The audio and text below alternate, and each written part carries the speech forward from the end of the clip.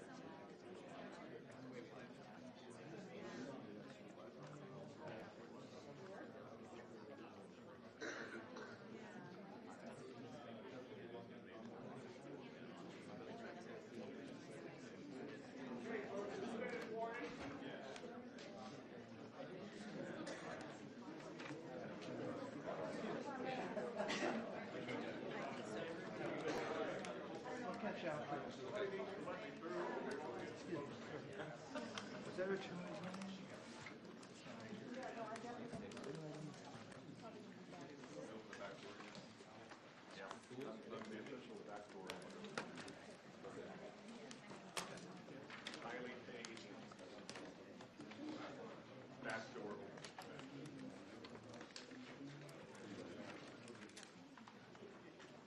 Excuse me. You're fine.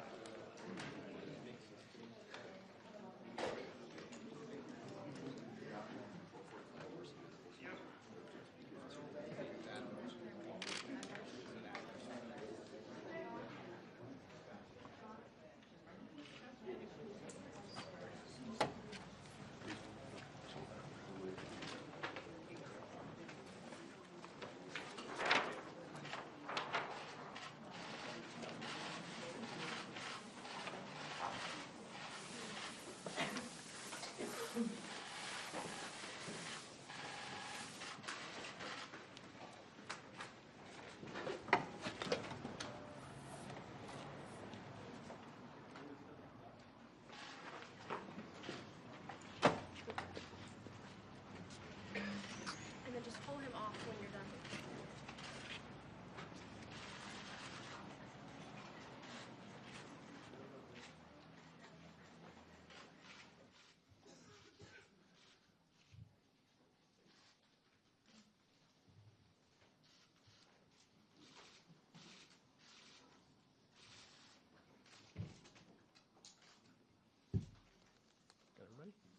Good afternoon. My name is John Hanlon. I'm the Douglas County Sheriff. I have a group of partners joining me to address a number of issues and details this afternoon. I will start with the investigation, specifically on tips. We are still in need of any tips, photos, videos that are relevant to this investigation. If you are unsure as to whether you have a relevant photo or video, please go ahead and call and let us decide. The tip line is 1-800-CALL-FBI. Again, that number is 1-800-CALL-FBI, option 7. The timeline. We have a timeline here today on the board. You'll get an opportunity to look at it closer. The timeline is a basic timeline as to the events as they unfolded in the first hour of this incident. As you can see, officers responded immediately. The Roseburg police officers and an Oregon State Police trooper were the first officers on the scene that arrived within 5 minutes. 2 minutes later, the officers tell dispatch that they have engaged the shooter. 2 minutes after that, dispatch reports the shooter is down. You can see how things progressed beyond that. Moving on to the investigation process. This, again, is a complex investigation with many, many different facets. The shooting event at the Umpqua Community College, the shooter's background, including how he obtained his weapons, the use of force by the initial responding officers. We have to run down hundreds of leads and interviewed hundreds of people, including victims, witnesses, neighbors, and others. Conducted searches at the school and residence, as well as of the shooter's vehicle. We've seized evidence from multiple locations, including the weapons and ammunition, documents, and digital media. The Oregon State Police Crime Lab, as well as the ATF and FBI laboratories, are well engaged in this effort to move forward with processing of this evidence. I want to let you know that investigators located one additional handgun during the search of the shooter's residence, bringing the total number of guns seized to 14. Now to the officers involved in the shooting investigation. I've been asked to release the following information by the Oregon State Police on behalf of the Oregon State Medical Examiner. The medical examiner has determined the cause of death of the shooter to be suicide. The Oregon State Police is conducting the investigation on the officer-involved shooting. At this time, I would like to introduce the Douglas County District Attorney, Rick Wiesenberg. Thank you, Sheriff. Good morning. As the District Attorney for Douglas County, it is my responsibility to review all deadly force incidents to determine if the force that was used was justified under Oregon law. It is my understanding that the officer-involved shooting investigation that is currently being conducted by the Oregon State Police is nearing a conclusion. I expect to be presented with that with that case and that investigation early next week. Once I receive the case, I will do a thorough review and make a determination on whether or not the use of force was justified. I realize you may have questions for each of us as we make statements and comments up here, and if you would, please hold those until the end of the conference. I'd now like to introduce Roseburg Police Chief Jim Burge. Good afternoon. Beyond this initial incident, we want to make very clear about the fact that there are no current threats against any school or facility in our area. Saying that, I know that parents and students have concerns. In fact, we have police officers and firefighters that are getting the same questions from their spouses and children about whether or not they are safe in this area and in their schools. I am sure that other parents and students in the general community have the same concerns.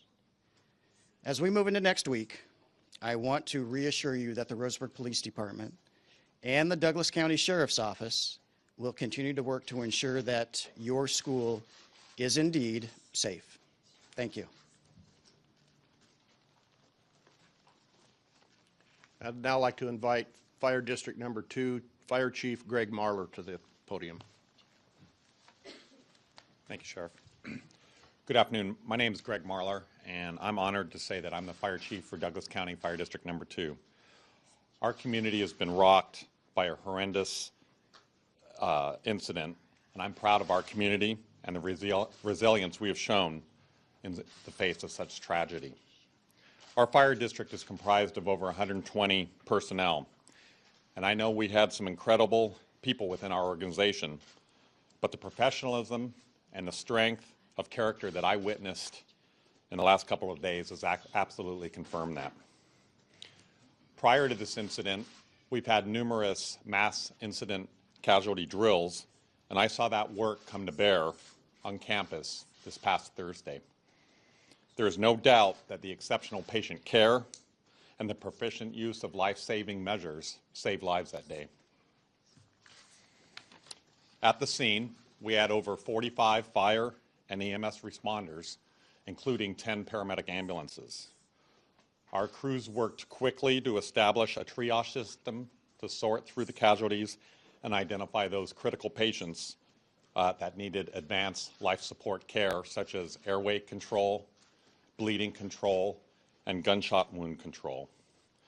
We then worked very quickly to arrange transportation and transport those patients as quickly as possible to the appropriate facilities. It was all hands on deck for our organization, and their focus and dedication has made this an effective operation. We're also greatly appreciative of our law enforcement partners that were able to allow our crews to safely operate and treat victims on that day. However, it is with great sadness that we learned that our firefighter, Justin Anspaugh, lost his son, Trevin Taylor Anspaugh, on that day, and our EMS paramedic, Brian McFadden, lost his niece, Becca Ann Carnes, on that day. I've been moved by how quickly our entire firefighter and EMS family has rallied together, as they do, and supported our families.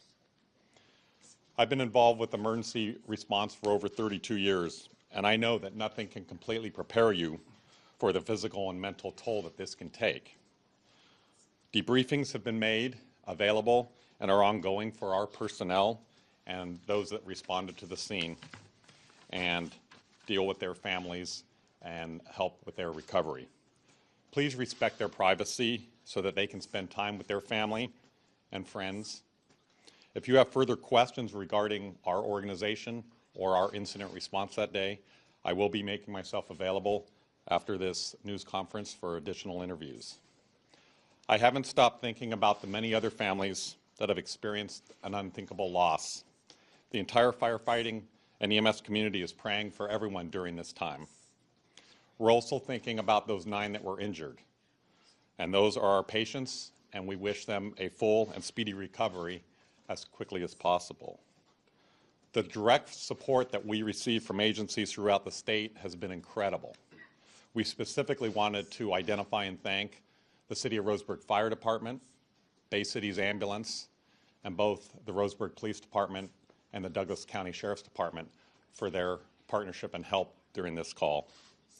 I want to end by saying that while we deal with this tragedy on 2 fronts, both as a community and within our fire and EMS family, our stations are open and our crews are here to serve our community. And we're proud to serve, and nothing or anything will stand in our way to continue to serve our community. Thank you. And now Vanessa Becker, the Chair of Board of Trustees with Umpqua Community College. Good afternoon. Umpqua Community College is working towards helping the healing process for UCC community, coordinating supports for our students, our staff, our faculty, and really working towards developing a sense of normalcy and reopening our campus. I'm going to read off a lot of details right now, and I just want to let folks know we're going to be releasing all of these in a press release, and they should also be on our website today. First of all, community partners have come together to provide mental health services for our students, faculty, and staff. Mental health professionals are offering no-cost grief counseling and sharing from 9 a.m. to 8 p.m. through Sunday at the Ford Family Foundation, which is at 1600 Northwest Stewart Parkway, and also still at the Community Health Alliance, 201 Medical Loop, Suite 180. Also beginning on Monday, October 5th, our grief sharing will also be available on our campus, 7:30 a.m. to 5 p.m. in the campus cafeteria. Community Health Alliance is also still staffing a 24-hour hotline, and those numbers are as follows: 541-440-3532 or 1-800-866-9780. Our plans to reopen campus will be reopened for students and staff beginning at 7:30 a.m. on Monday, October 5th. Classes and events are still canceled throughout the week, and they will resume on October 12th. We're getting a lot of questions about donations, and there are a couple of local organizations that are mobilizing and working with us for that. The first is the Greater Douglas United Way. They are accepting donations via text and online. Their website is as follows: www.gdasindog.org/UCCGive. And again, that is the Greater Douglas United Way. Umpqua Community College Foundation is also accepting donations online on our website, umpqua.edu/scholarships-donations. Again, the website should be up and working today, so I encourage people to go to the Umpqua Community College website. We also strongly recommend that donors cast a careful eye when considering other funds, as some are not based in charitable organizations and might have high administrative fees. Also, unfortunately, at times like this, there are also unscrupulous people who will set up false accounts. So I really encourage you to look at our local donations and what we're doing to mobilize that. As far as community support, community organizations are creating an IMUCC and UCC Strong decals. We also have some lawn signs and other things that are going to be floating around town. I encourage you to go to our website to find out. We're just getting those worked out right now. Again, we'll be having those on our website, and they'll be in the press release as well. And then again, just in closing, starting Sunday, also the school issue a news advisory beginning for media beginning at 3 p.m. with pertinent information every day until further notice. Thank you. This is Janet Holland with Community Health Alliance. I just want to clarify that what we'll be opening is actually at Annex B, which is on the Mercy campus, not at Suite 80. So if people need assistance, they can go to either the Ford Family location or to Annex B. Thank you.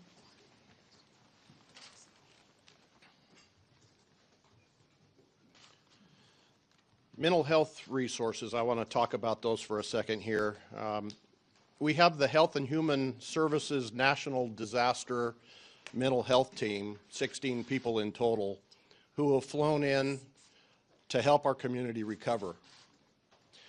They are providing immediate assistance and developing a strategy for long-term support of our community.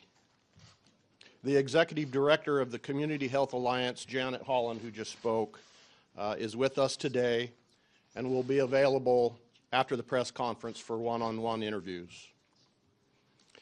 Looking ahead, we are still collecting investigative information from various sources. Those details will continue to come in over the next few days and weeks.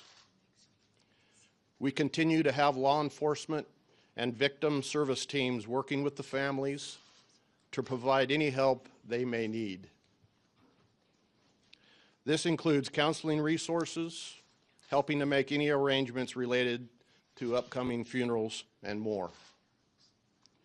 The FBI's behavioral analyst team has arrived on the scene and will assist with helping us to understand the why of this event.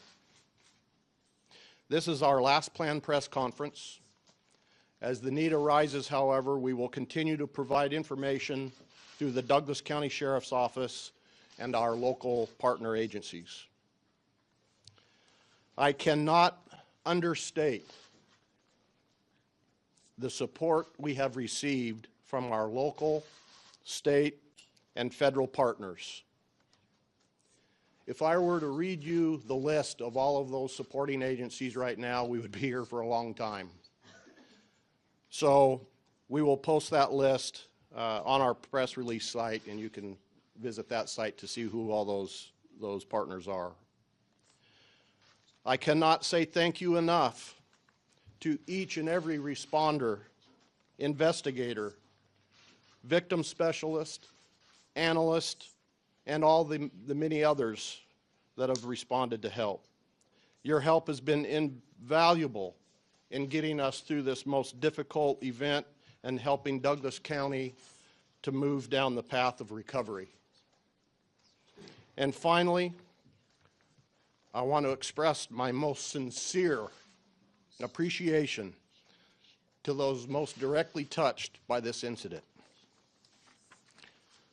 The 2 Roseburg police officers who responded and stopped the shooter from killing dozens of other people who were in that classroom and in the immediate vicinity. The student who, by all reports, charged the shooter and suffered multiple gunshot wounds. And to the families of the victims, our hearts are with you, and you know that our hearts will be with you forever.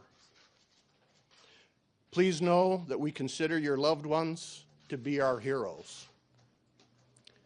They will never be forgotten. At this time, I will attempt to answer a few questions. Could I ask you to expand on what you said before? Obviously, we know there's no suspects on the loose. You've solved that aspect. Can you tell us, in a general sense, what you're looking for now?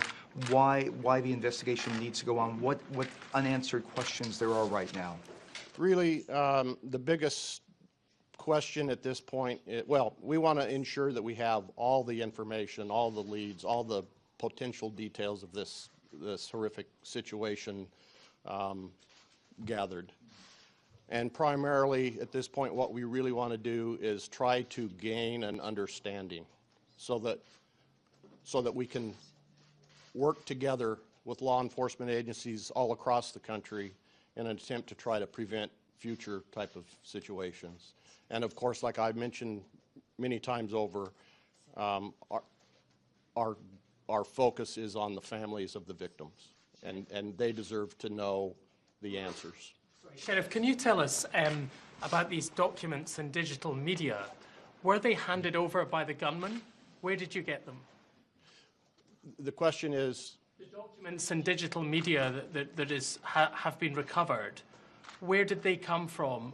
Did the gunman hand these to somebody, as has been reported, before carrying out the shooting? I can tell you that is part of the ongoing investigation, and that details of that will be forthcoming. At this time, we aren't prepared to make a statement about those specifics. Sure.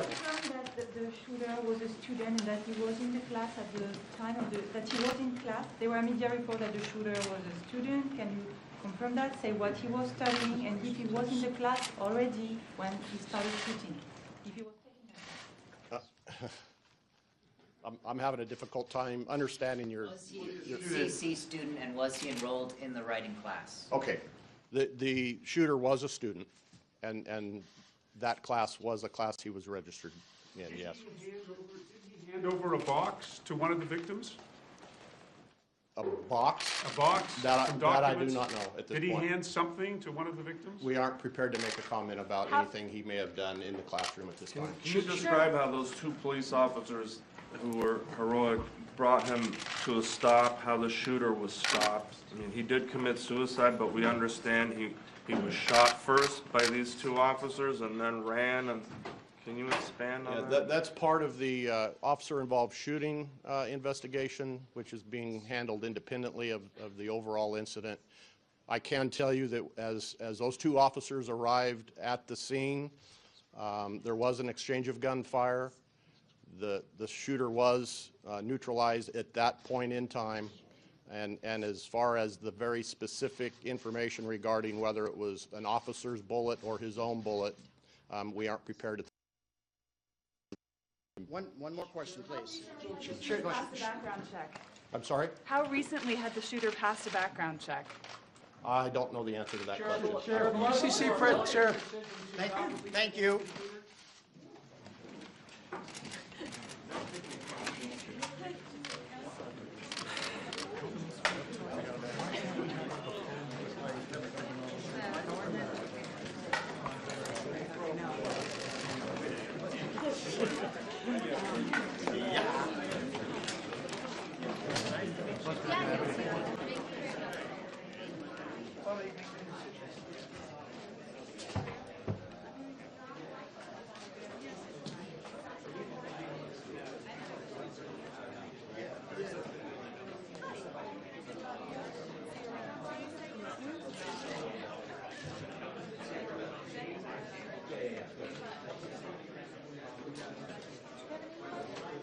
That happen again. Because we're not going to lose this time. We're not losing. We're not going to lose. And so many things have taken place that have just gotten worse. And you hear, we have almost 100 million people that basically they're out of work. And then you hear about we're down to 5.2%, so totally phony statistic. So if you look for a job, many people are looking for jobs. If you look for a job, you can't get it, you stop looking for a little while to recuperate. They consider you employed, okay? This country has tremendous, tremendous problems, and we're going to solve them. And, I actually have been saying it lately over the last few weeks because I see the spirit, I see the great people. These are great people. In this room, we went to Dallas, Texas. The Mark Cuban said, you can use the arena. That's where the Mavericks play, the American Airlines Center. And I had like 3 days. I think it was on a Friday or a Thursday. We were speaking on a Monday, and it was a holiday. And I had a few days to fill it up, and we filled it up. It was 20,000 people so quickly in Dallas. We went to Mobile, Alabama. We had 35,000 people. We started at a football arena. You know that. We started because we had no choice. We were at a hotel, 500 seats. A friend of mine said, from Mobile, he's a great guy, he said, could you come down and speak in Mobile? I said, yeah, it's great. I'll do that. So he had us set up in a hotel, nice hotel, good people, and it was 500 seats. He called me about a minute after we announced. He said, it's sold out. So we're going to move it to the convention center. Do you mind? That held 10,000. And he calls me about 3 hours later. He said, the convention center can't hold it. It's too big. So they took us to a football stadium, which was beautiful, and we had 35,000 people. And that was just a short little period of time. And then last week, you saw that, we were in Oklahoma, and we had legit 20,000 people. I say more. We had a band shell, and we had a big park in front, a big, big park. And it's funny, because the Pope was there at the same time, and he was in New York, and then he was in Philadelphia. And this is crazy. They had helicopters.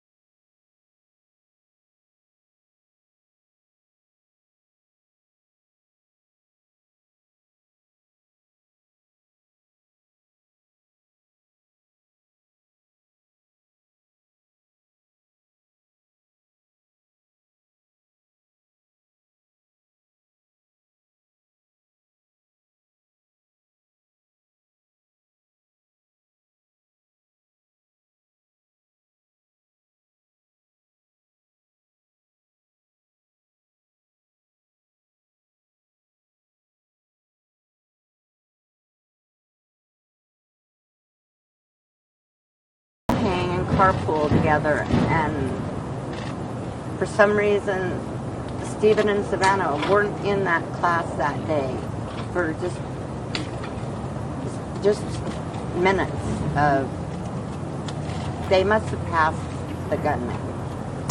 How excited was Cheyenne to start college? Very.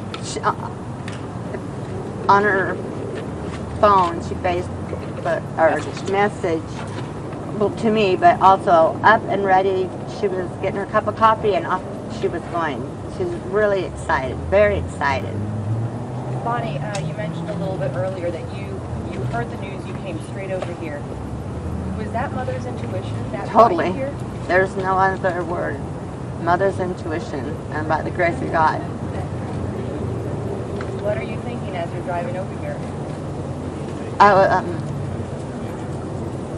Okay. I was texting my phone, calling my daughter, and I didn't care if a police was going to pull me over. I didn't stop. I just came through. So I was still going to the same class.